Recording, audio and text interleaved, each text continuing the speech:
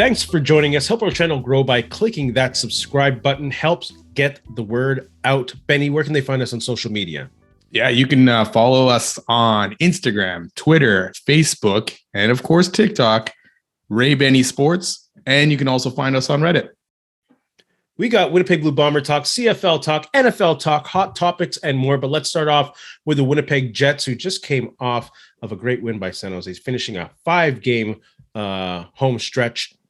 The Jets week that was. Let's start off with our favorite. The Jets week that was. You know what? It started off. I got two terms almost. Like it started off with a disaster against Calgary, and then glowing performance against Nashville. You know, it was a little bit different, and then obviously a good one tonight. But to me, if you talked to me after that Calgary game, I would have told you, "Hey, it's over. Pack it up. The Jets are done." Oh, so, really? Really? Man, that was the mood after that one. Oh, that's what it totally was, especially after that weekend, the weekend that was where they blew out Detroit and New Jersey. And then you follow up that performance against Calgary, who was on a back-to-back, and your third period was terrible. So yeah, that's mine. But I got you. The Jets week that was for me was nerve-wracking. There was so much weight put on that Calgary game. I was just sitting, my fingernails were being dug into my palms. And of course, just to lose that badly. To just get beaten 3 goals in a row, all the steam was out. I thought, hey, they started off great, but then Markstrom was just a wall after that. Props to him, and Calgary wanted it that game, which was so played. Which was funny because Markstrom hasn't been great over the last stretch for Calgary, right? And then he comes in to play Winnipeg, and it's like he's lights out, making all kinds of saves, turned around and making saves, and it's just like, what the heck, man, like tonight. So the Jets did play good that game. Don't get me wrong. Like even besides the third, they weren't good until they were down like 13-5 in shots. Yeah, no doubt, eh?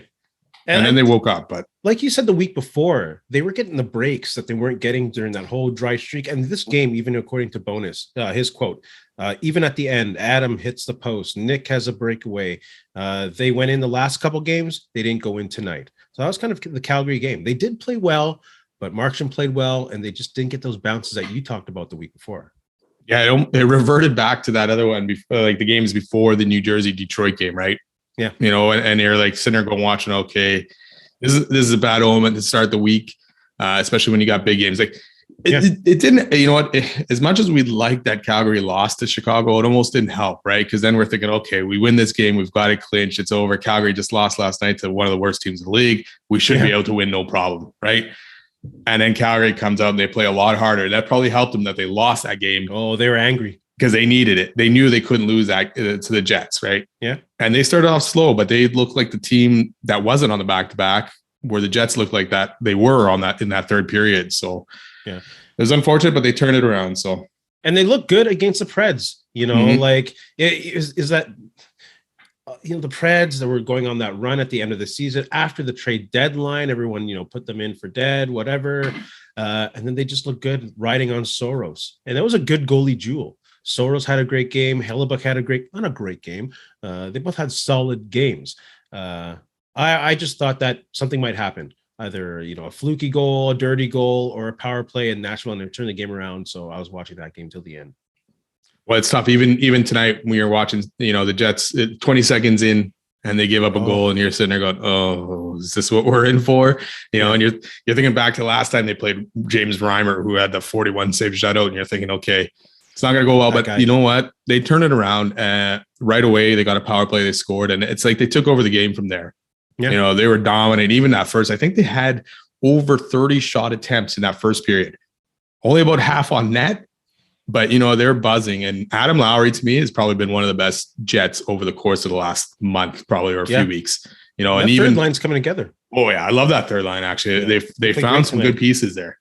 Yeah. And it's a tough, big line with Lowry and Niederreiter. And then you got Apple doing a little bit smaller guy, but he weight-wise, but he's in there, right? And he's just so. And they look great. Like, even they didn't get as many points as they did tonight against the Sharks. They look great against the Predators. They're part of the reason why they're just smothering the Predators in Nashville's zone, like all of the pretty much second half of the game. Yeah. So shout out to them. I will give them a shout out later. There's my shout out. I already gave it out. Never mind. I'll give it to them twice. So let's keep talking about the Sharks game. A good game, 6-2 result.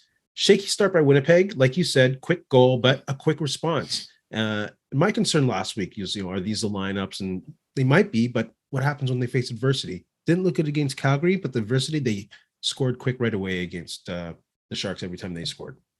Yeah, and it was a power play that got them going, right? Yeah. San Jose scored right away, and then the Jets got a power play, and they connected Ehlers to Scheifele to Dubois, and it's like, okay, right on. And the power play ended up 2 for 2 tonight. So that's a, the way that's been for the Jets on the power play, that's a great sign to see that happen tonight. Absolutely. And they outplayed San Jose, and they should have outplayed San Jose. But watching them play San Jose the last couple of times, the late goal in the one game that they ended up losing, the 41 save shutout, you're thinking, they just struggle for some reason against one of the worst teams in the league. But they took over. Especially when San Jose scored at the beginning. Yeah. It's like, oh no. They're like, is this a team that went like 8 games in a row where they let the team score first and they lost all of those games? But no, they came back and man, they look good. And it was such a signature goal against for the Jets. It's a 3-on-3 rush.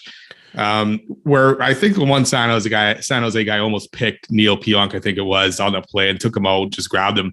But they got turned around where Niederreiter chased one guy and left the other guy open, and the other defenseman, I can't remember who, was just nowhere to be found in the whole play. And it left Carlson open. You don't want to leave Carlson of all guys open right in front of the net. So they weave through the middle in that play. It looked like the Harlem Globetrotters on that one. Just were looking around that little sweet, but they did come back with a nice goal by Dubois. And that was also created like the power play with Ehlers and moving that puck around and creating space for other guys by holding that puck. He's a playmaker. Yeah. He'll give you a strong 20 seconds. And that's part of the reason why his minutes are low. He doesn't play long shifts, but he'll give you a strong 20 seconds.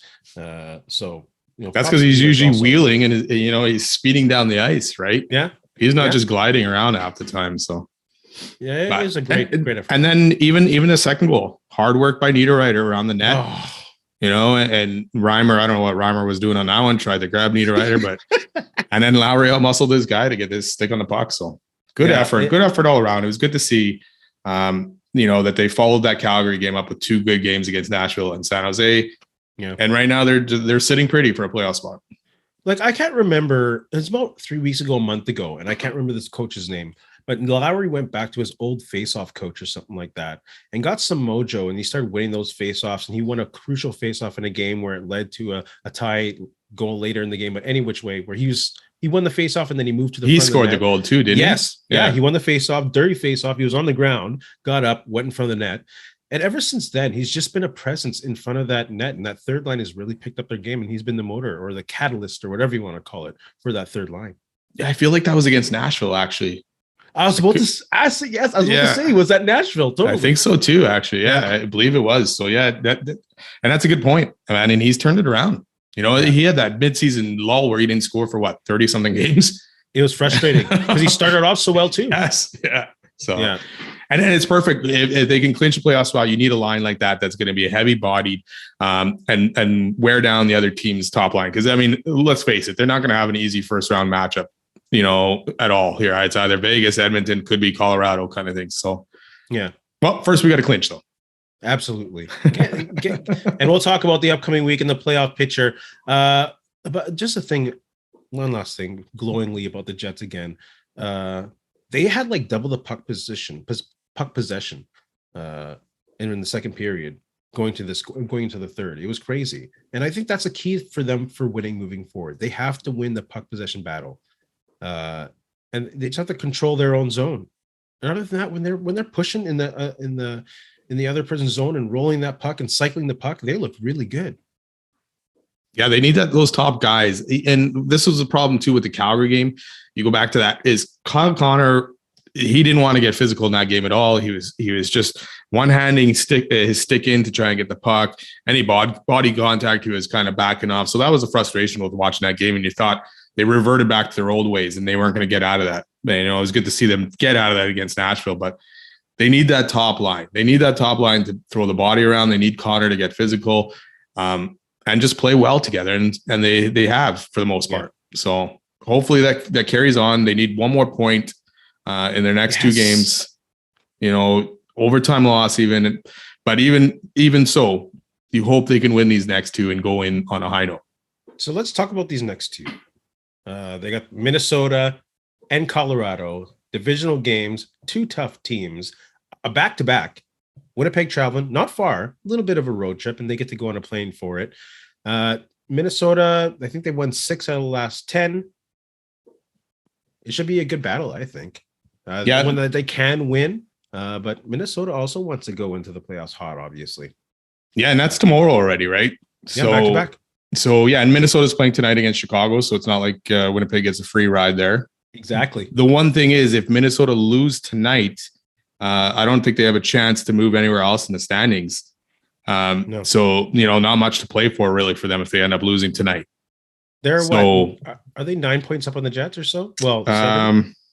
Yeah, I mean, the Jets can't catch them. 7 right now, as of right now. But they're 4 back at Dallas. I don't know if Dallas's win is in the standings here yet. 4 back of Colorado. Colorado still has 3 games, so they'll be in tough. I mean, they still got stuff to play for if they lose tonight, but yeah, it'll be a big game. And they're 0-3 against Minnesota this year. Exactly. 6-1, 4-1, 4-2. So you don't want to go 0 for especially going to the playoffs. You don't need one of those games. So no, they gotta take a point. If they take a point from Minnesota, that'd be great. Yeah, because then you're done, and then you could maybe even give Hellebuck a rest against Colorado, right? That would be the great scenario. The guy's played so much over the last few weeks, so it'd be nice if you can give him a rest into that Colorado game, and then, they probably don't start playoffs until Monday next week or something like that. So yeah, that's so important, this Minnesota game, because I don't want to be messing around with Colorado. They're like, what, they won like how many in a row? 6, 5 in a row? Yeah, they're their last 10. 5, 8 and 2 in their last 10. Get out of here. But the funny thing is the Jets have actually done better against Colorado than Minnesota. So I don't want to bank on that. I don't want to bank on that. I'm sorry. I don't want to bank on that. I want the Jets to have clinched. Colorado just, they do have a lot of stars on their team, but they've been gutsy this year. I want to make sure, hey, this is my Jets jersey. It's not a Colorado jersey, just to make sure. But, they've had injuries, and McCarr, I think, is injured. He might be injured. McCarr's still out, I think. So Landeskau is still out, I believe, too. So holy cow. And they're still battling for first in the conference, right? They could still get it. They need some stuff to go their way, but they still have a chance. So they're not gonna roll over, and they're still playing for first, at least in the division. So yeah. Before we move on to the Winnipeg Blue Bombers, can I throw a little bit of shade at the Jets? Yeah. Can I throw a little bit of shade?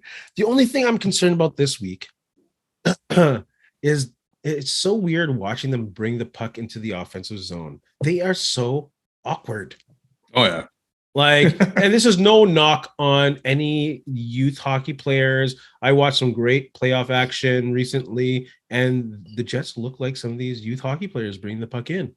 There's no game plan. It's a relief when they dump it in. I'm like, oh, at least they have a chance. But if it's not Ehlers bringing the puck in, it's a little messy. So that's still a concern of mine. Oh yeah, they don't have a very good carry the puck over the blue line team. Even on the power play, sometimes it's like you're holding your breath.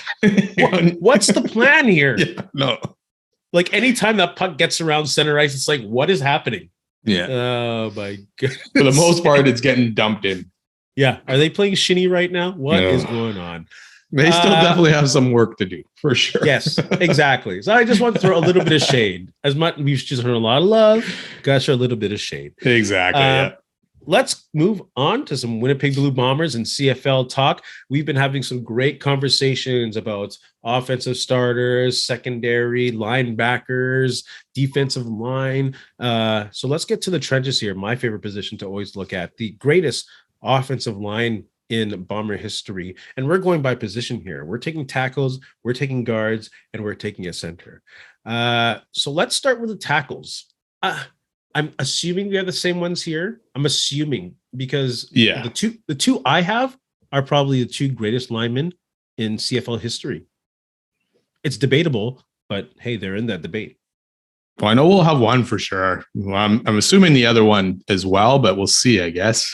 Who you got? Tell me who you have first. I got Chris Walby, 63 Walby for sure. Hometown, played it's like 16 years. That dude has like the consecutive game streak behind, I think it was at Cameron and Westwood. On offensive line. And the most challenging. And I got Stanley Bryant. Okay. Yeah. Same. Yeah. I mean, there are no brainers. Like even especially Wallaby. It's like, okay, as soon as he sent me this, I'm like, okay, Wallaby first, like no question. He's there. 3 Grey Cups, how many awards did he win? CFL Hall of Fame, Bomber Hall of Ring of Honor, all that stuff. Right. Absolutely. And same Stanley Bryant. He's just been a wall there for the last, how many years now has he been here? 5, maybe less. 6 years. Yeah. And he's just been a wall there at left tackle. Right. Just huge guy, great player. So yeah, easy to pick the 2 tackles. Honorable mention goes to Frank Rigney. Back in the glory days, such a consistent tackle, like championships with Bud Grant and also Dave Mudge. Yeah, it's funny. They did have a lot of great tackles. They had some really good ones, and it's hard to stack up to these 2 with Wallaby and Stanley Bryant, but they still had some good ones. Like, that's crazy that Bombers have 2 of possibly the greatest offensive linemen in CFL history. Yeah. Like, it's a small league. Everyone should share in that, but sorry. Let's look at what? No, yeah. I mean, it's totally true. I thought they were dominant, man. I thought you were rubbing your hands. You had something to say. No, Let's move on to guards. Guards will be interesting because guards are like unheralded. Yeah, they're getting the dirty work done. Same as a center. We'll get that in a second. But there's only 1 center. But 2 guards here. Give me one of your guards that you got. This is where I found it a little bit harder to find. And it's a CFL, so it's hard to like. I don't remember who played what position along the line for the most part, right? I mean, there's certain guys, Wallaby, Stanley Bryant. I know where they are. Guard, it struggled a little bit to kind of figure it out. So I ended up going with one of them as Brent McNeil. Just his tenacity and nastiness on that O-line. He fit in that spot. I just remember him very well from that. And he wasn't on a lot of, he was on the 2001 team, obviously, but there was some lean years with him too. But he was always stepping up and playing hard. So I went with him as my left guard, I guess. I'm not sure if he was left or right. I couldn't really find out for sure. I got you on, like, I didn't take Brent McNeil, but I remember my dad and I used to go to games, and that guy was a terror on the field. And he had that long hair, and it was wet, and he looked like the Undertaker. He looked like the Undertaker. I'm like, boom, that guy's going to take someone out. So yeah, that's a good one. I did not pick him. The guard I picked, one of them, is Nick Mastaya. He was just like, see, and I totally forgot about him. Yeah, he was a constant on the Bombers line, 2-time CFL All-Star, divisional All-Star, and he was also CFL Lineman of the Year in '85. That is hard to do when you're a guard to get that recognition. So he didn't start his career in Winnipeg, but his best years were in Winnipeg, 80 to 88. He got a couple of championships in there, so I'm gonna give Nick Mastaya one of them. Who do you got? And that was a tough thing. Like I totally forgot about him, kind of thing, and finding other ones. So I went with, and I'm hopefully I'd say his last name right here, Robert Mole or Mole, Molle. Bob Mole. Bob Mole. There it is. The wrestler. I went with him as my other guard again. And like you say, right, guards, they don't usually get a lot of credit or a lot of awards and stuff like that. And he didn't have a lot of that either, but he was a steady force on that O-line for the Bombers as well. He's in the Bomber Hall of Fame. So I picked him as my guard, as my other guard. Good. He's really good. And that's the thing with guard, like Nick Mastaya, he should be in the CFL Hall of Fame. Like he's multiple championships as guard as he won CFL Lineman of the Year as a guard. Yeah. Put him in the CFL Hall of Fame. What's wrong with you? My other one is one that's less known. I went deep into the archives for this, and the dude's name is Les Lear. I did not see him play. This dude, he was born in North Dakota, but was raised in Winnipeg.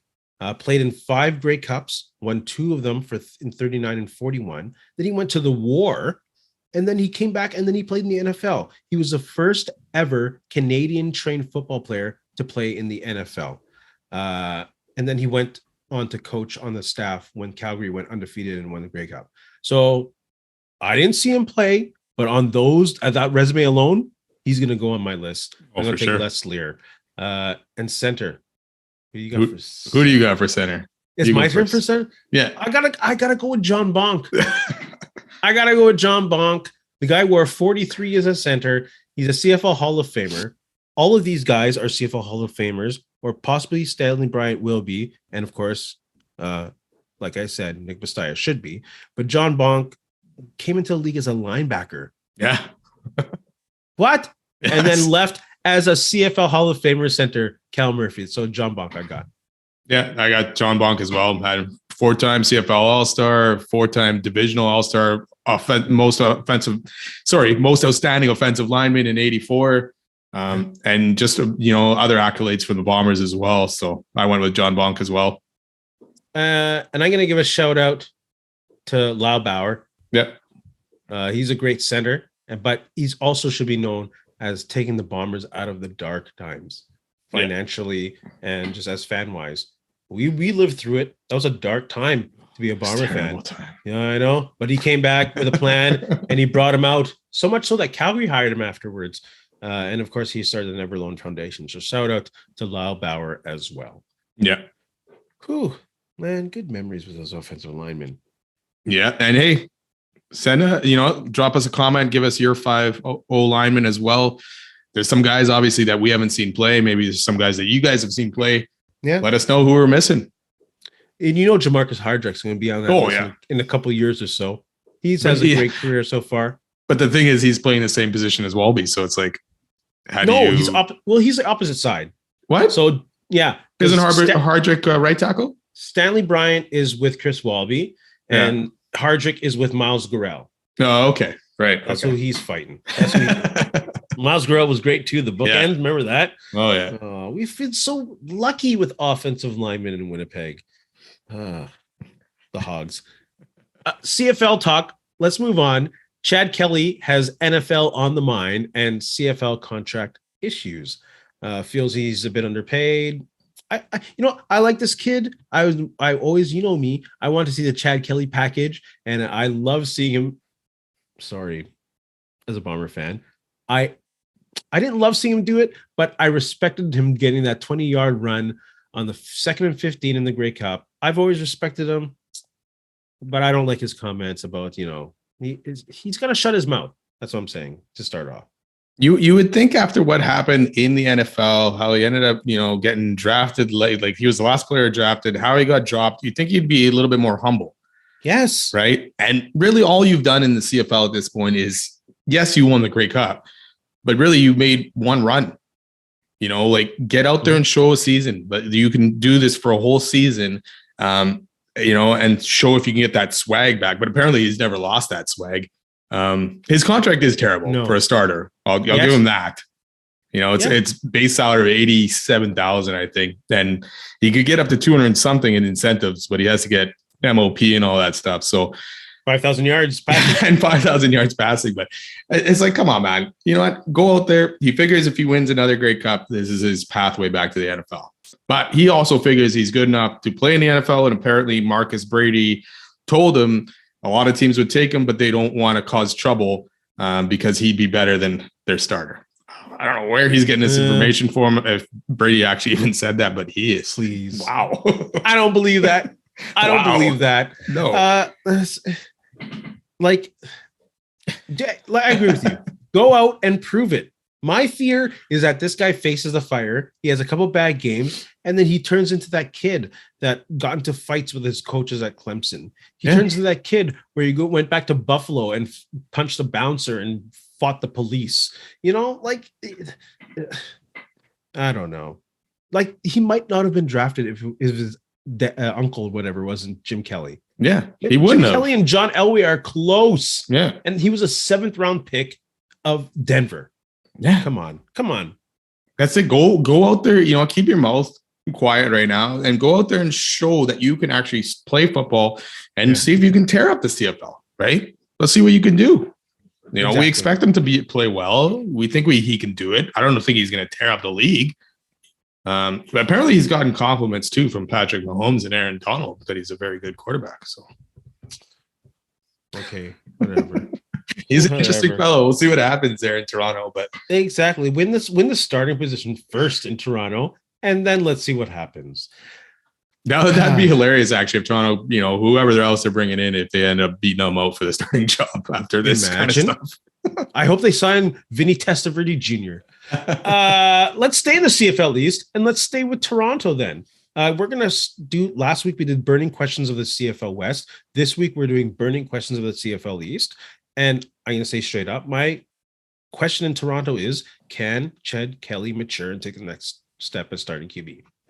Yeah, it's basically the same as mine. Is he ready to be a starter?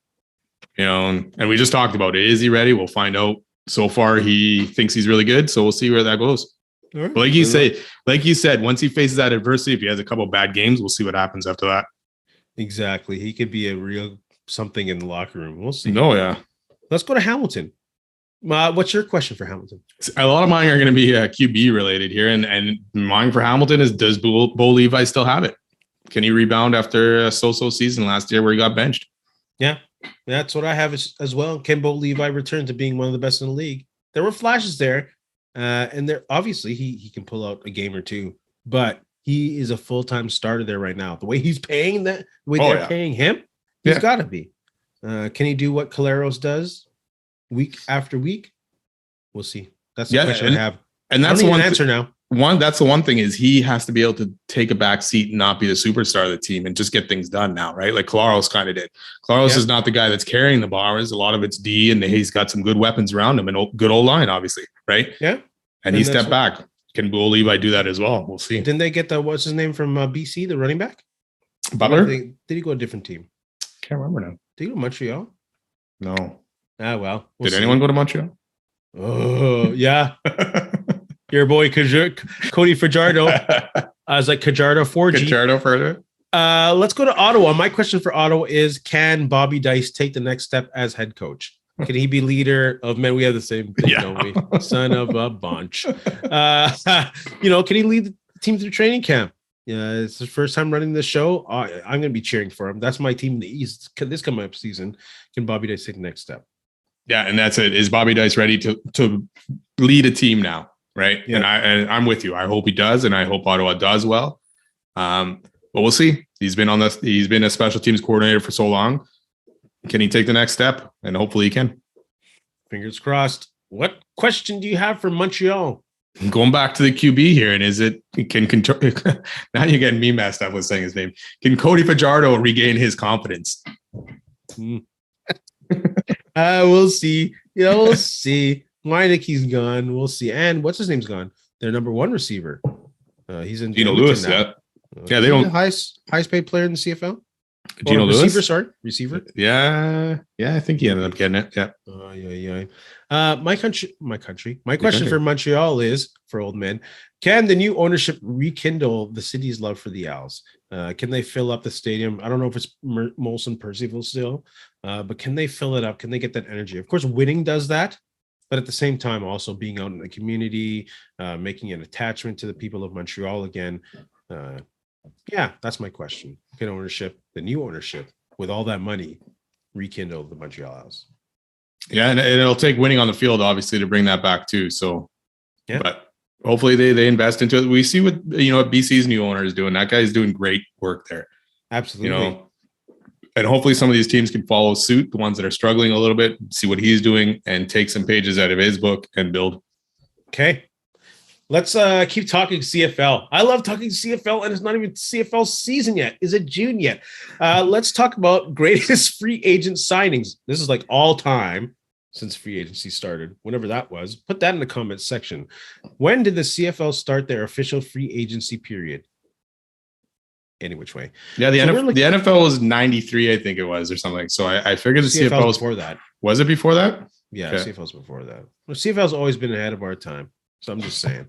Let's go again from the coast to the center of Canada. BC. Who do you got as BC's best ever free agency signing? I'm going to admit this was tough. It's tough to figure out who was the free agent signings. And I went, and I know he came from the NFL, but I went with G. Royce Simon. He was with the Bombers for a bit, went off to the NFL, and then ended up going to BC and setting records and being in BC for a long time. So I went with G. Royce Simon. So we should make that clear. That a free agent can't be like straight from the university, boom in, straight from the NFL, boom as a signing. They have to have some CFL experience and then go to another CFL team. That's a qualifications for free agents. So anyways, BC, I got Sean Millington. And he signed twice from Edmonton as a free agent. 2-time most outstanding Canadian, 2-time Grey Cup winner, most outstanding Canadian in the 2000 Grey Cup, 3-time All-Star, CFL All-Star. Sean Millington is my BC free agent. Calgary. Yeah, that's another good one. I think we might have the same one for Calgary. Oh, yeah. It's hard not to. Who do you got for Calgary? Doug Flutie. I mean, he got signed over from BC. He won the Grey Cup in '92. Set all kinds of records, destroyed the league, and it's all said and done. He was so annoying to watch. He knew it was game over when he stepped on the field. It was the worst watching that guy on the other sideline.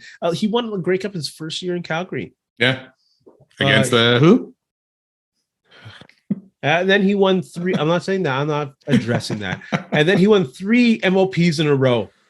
Third, his first one being in BC when he threw for over 6,000 yards, which is crazy. And when Calgary signed him, he was the second highest player behind who? Pinball? No. Close. Same Ishmael. team. There you go. The Rocket. Yeah. And then his last year, he didn't play the whole year in Calgary because he got injured, and then Jeff Garcia went nuts. You got to wonder why BC would have let him go. Just pay him.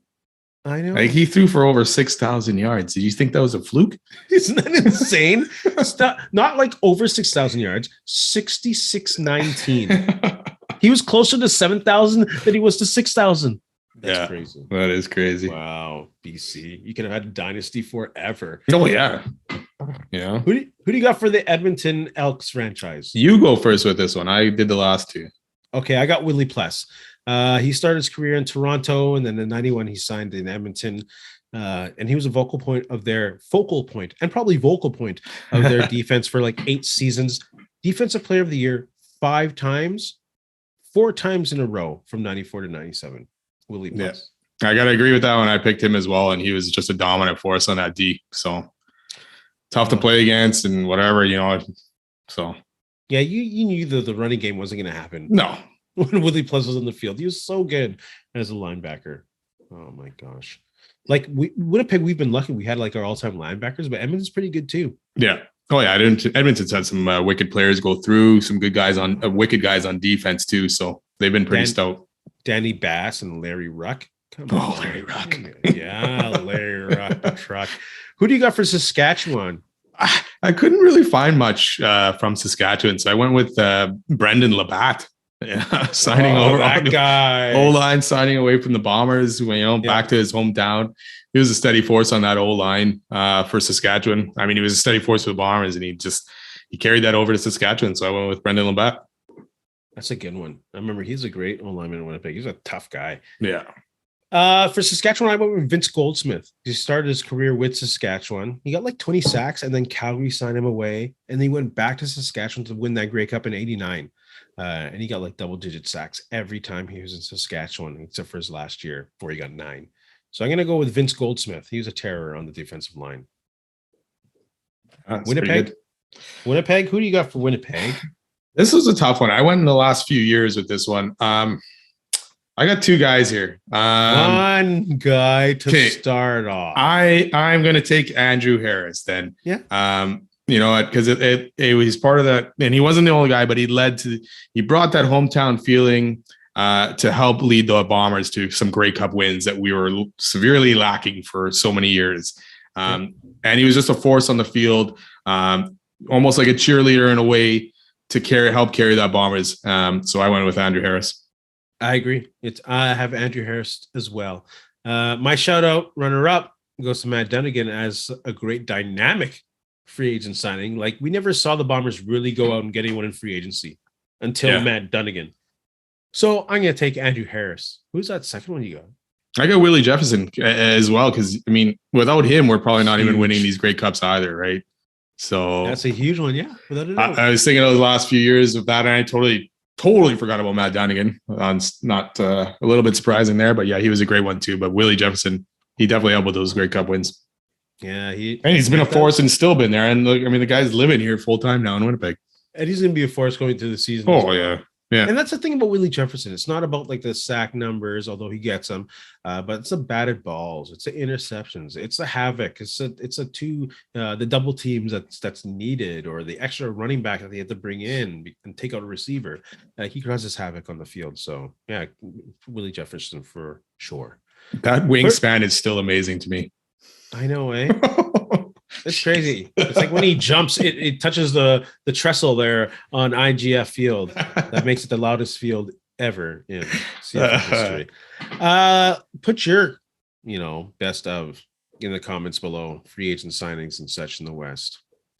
NFL, let's move on. Quarterback still in flux, kind of. Lamar Jackson, Aaron Rodgers.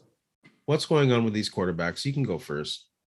Apparently not much right now, but with Lamar Jackson, I'm assuming he is either going to stay in Baltimore or sign at some point, take the 1-year deal, or if they can work something out long-term, who knows? But I feel like that's where he's going to end up, especially with a signing that just happened over the weekend there in Baltimore at wide receiver.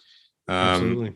So I feel he'll stay there. For Rodgers, it sounds like it's still in the works. The Jets GM thinks it's going to be done soon or sooner or later, but he feels like it's going to happen. And really, the Niners entered that rumor mill for a bit last week, but I think it was more to just try to push this deal along and get it done. But probably by the draft, it'll end up getting done. It has to be. It's done already. It has to be done. This GM doesn't go on stage with Boomer Esiason and say he's going to be here. Yeah. If it's not, it's done already. It has to be done. You don't do that. You don't show your cards that much without knowing. I don't care how many beers you've had, even if they're Bud Lights. It doesn't matter. Good old Bud Light. I know, it's delicious. And with Lamar Jackson, it's looking like he's going to stay. And we'll get into that in Hot Topics. I think he's going to stay. He might as well. He must have found out at this point that no one is going to pay him what he's looking for. And maybe he'll sign that 1-year deal with Baltimore, go light it up this year. If he can stay healthy, then next year, maybe there's a chance of the team going in. I'm glad no one's doing that and falling into that stupid Cleveland Deshaun Watson contract. Quickly, who are the 3 best defensive NFL free agents available? I have Yannick Ngakoue at the edge. Still 28, good edge rushers, stop the run. Rocky Yassin, I like that guy, cornerback, 27, good value. And I'll take an older cornerback of Marcus Peters at 30. Who are your top 3 defensive? I was thinking about Marcus Peters as well. I ended up going with, we talked about him last week, Frank Clark, defensive end. He's still out there, still only 29 years old. Still should have some gas. I know he's got some off field and issues on the field kind of thing, but should be good. I also went with another defensive lineman in Poona Ford. 27 years old, out of Seattle there. Still, he was a great force on that line for Seattle. And then I went at edge rusher, Leonard Floyd. I had him last time when we talked about NFL free agents, and I don't know why I kind of fell out of love with that dude. I fell out of love. Let's go Hot Topics. Let's bleed into that Lamar Jackson talk. Odell Beckham Jr. signed with Baltimore. Good signing. What do you think is going to come out of this? It was a shocking signing to me because you're going to a team that technically doesn't have a quarterback, but they're offered in the most money, 13.8 guaranteed. Apparently he did go back to the Jets to see if they would match it because he was supposed to visit them. Jets said no thanks. So it's a lot of money coming off a guy with 2 ACL tears. Yeah, Lamar Jackson must be going back to that. The social media post aside where they had a picture of them FaceTiming each other and Lamar Jackson was wearing his big ass gold bling Baltimore Shield chain. You don't wear that unless you're loyal. You know what I mean? That's not a piece that you wear out to FaceTime someone. I'm pretty sure Lamar Jackson's is a good signing. That's what's going to happen. Yeah. Tiger Woods. Do you think he's going to win another major? Yes, no. Why? No. I think the grind of it is just too much. It takes too much of a toll on his body for him to get through a whole weekend, 4 days, 18 rounds, right? It's too much for his body at this point. I don't think he'll ever do it again. I agree. He's physically broken down a lot. And you know what they say? Mother Nature is undefeated. Yep. Sorry, Tiger. I'd love to see him win one, but I don't think it's going to happen. No. NBA season officially over. This is a weird one because we don't do basketball, but we're going to do it now. Who's going to be in the NBA finals and who are we the NBA champ from people who don't know basketball? What do you got? I know nothing about basketball, so I'm picking Milwaukee against Phoenix, and I'm picking Phoenix to win. Oh, you got KD. Yeah. That's fair enough. I got Denver and Milwaukee, and I'm going to take Milwaukee to win the championship again. Benny, you got a brickhead for us? Yeah, I'm going to give it out to Simon Fraser University, and they're pulling the plug. Maybe not the whole university, but the athletic, whatever you want to call them, for pulling the plug on the football season. Stupid. They were told that they would not be allowed to play in the NCAA division next in 2024, but they decided to just pull the plug this year. and not look into any other options because they said it was too complicated. So Simon Fraser University, your athletic department, head of football, whoever it is, you're getting my breakhead of the week. Yeah, I don't like any like I've said this many times. I don't like people losing their jobs, but the athletic director effed up big time. That's it. Athletic director, yes. They failed the students. They failed all those players. What are they going to do now? What are they going to do now? Yeah, where are you going to find a team this late, transfer over to other universities or whatever? Like, there had to have been solutions, not just pull the plug. And really, you still had a place to play this year. Mm-hmm. They still had a place. It was next year. And you had a whole year to start looking into different options. What a joke. What a joke. Like, yeah. Shout out. I'm going to give my shout out to that third line that we talked about earlier. Appleton, Lowry, Niederreiter. They're just grinding it and getting better as we go on, as the team goes on, gaining momentum, hopefully, into the playoffs. But shout out to that third line. It was fun watching them tonight. They've been really good. I'm going to give a shout out to a player that played in tonight's game, Clear Lake's Tristan Robbins, who made his NHL debut tonight, playing for San Jose against the Jets. So shout out to Tristan Robbins. Yeah, smiling like a mofo. Benny, you got anything to say to our friends? You know what? Thanks a lot for listening. Don't forget to subscribe, follow, leave us a rating on your favorite podcast provider, and have a good week.